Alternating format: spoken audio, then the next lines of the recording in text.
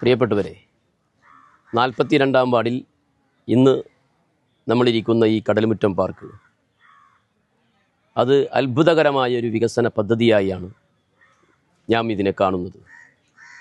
കേരളത്തിലെ ഒരു തീരദേശത്തും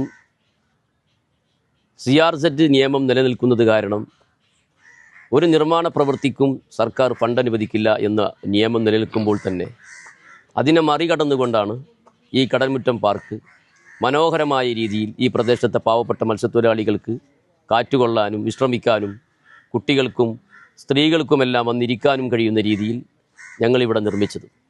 ഈ പാർക്ക് നിർമ്മിക്കുന്നതിന് മുമ്പ് ഈ പ്രദേശത്തെ പൊതുപ്രവർത്തകരായ ഞങ്ങളുടെ സഹപ്രവർത്തകരും ഞങ്ങളെല്ലാം ഒന്നിച്ചു നിന്നുകൊണ്ട് വനം വകുപ്പിൽ നിന്ന് കാറ്റാടി തൈകൾ വാങ്ങിച്ചു, അത് ഇവിടെ നട്ടു, അത് വളർത്തി വലുതാക്കിയാണ് ഈ നാടിനൊരു തണലാക്കിയിട്ടാണ് ഞങ്ങളിവിടെ പാർക്ക് നിർമ്മിച്ചത്. അത് ഈ നാടിനോട് ഞങ്ങൾ ചെയ്യേണ്ട കടമയാണെന്ന ആ ഉത്തരവാദിത്ത ബോധത്തോടു കൂടിയാണ് ഇത് നിർമ്മിച്ചത്. ഇത് ഈ നാടിനു വേണ്ടി സമർപ്പിക്കപ്പെട്ടപ്പോൾ ഞങ്ങൾക്കുണ്ടായ പ്രോത്സാഹനവും ആ അഭിനന്ദനങ്ങളും അത് മറക്കാൻ കഴിയാത്തതാണ്. ഈ നാടിൻ്റെ ഒപ്പം ഞങ്ങളെന്നും ഉണ്ട് എന്നുള്ളതാണ് ഞങ്ങൾ തെളിയിച്ചിട്ടുള്ളത്. പൊന്നാനി നഗരസഭയിലെ 42-ാം വാർഡിൽ കൊണ്ടുവന്ന ഈ പാർക്ക് നമുക്ക് ഏറ്റവും ഉപകാരമാണ്. ഈ നാട്ടിലെ ജനങ്ങൾക്ക് ഏറ്റവും ഉപകാരമാണ്.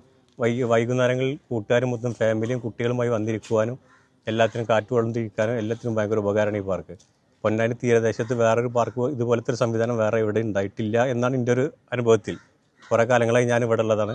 അങ്ങനെ ഞങ്ങൾക്ക് ഇത്ര കാലമായിട്ട് കഴിഞ്ഞ 10 വർഷത്തിന് മുന്നേയും ഇതുപോലത്തെ സംവിധാനം ഇവിടെ ഉണ്ടായിട്ടില്ല. ഈ സർക്കാരിൻ്റെ ഇതിലാണ് ഇവിടെ കൊണ്ടുവന്നത്. ഇപ്പോൾ മുനിസിപ്പാലിറ്റി സംഘടനക്കും കൗൺസിലർക്കും ഒരുപാട് നന്ദിയുണ്ട് ഇതിൽ. അതുകൊണ്ട് ഈ സർക്കാരിൻ്റെ കൂടെയും മുനിസിപ്പാലിറ്റിയുടെ കൂടെയുമാണ് ഞങ്ങളുടെ വോട്ടും എല്ലാതും. ഇവരുടെ കൂടെ ഞങ്ങൾ നിൽക്കുന്നത്.